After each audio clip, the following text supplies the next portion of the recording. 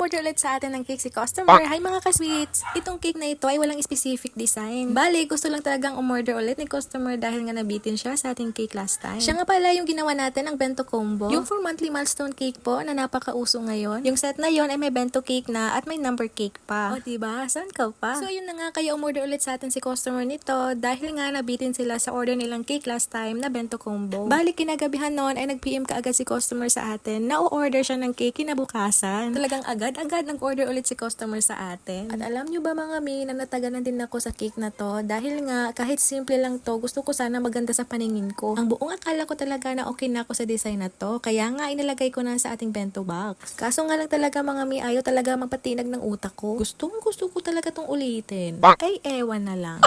Tinry ko pa talagang i-close para hindi na magbago yung isip ko. So ayan mga mi, talagang nagbago talaga ang isip ko. Ayaw talaga magpatinag. Hindi ko na nga napakita sa inyo kung paano ko in-script lahat ng icing kanina. Pero kitang-kita nyo naman na may mga bits pa yung icing natin. Kasi nga hindi ko na yan kinuha. Kasi nga lalagyan din natin yan ng chip sa taas. So yan, nilagyan ko muna talaga siya ng border para maganda naman tignan. Hindi naman napaka-plain. Tinigil ko muna yung paglalagay ng border natin. Dahil nga feel ko okay na. Pero hindi talaga may gusto talaga ng utak ko na lagyan pa ulit.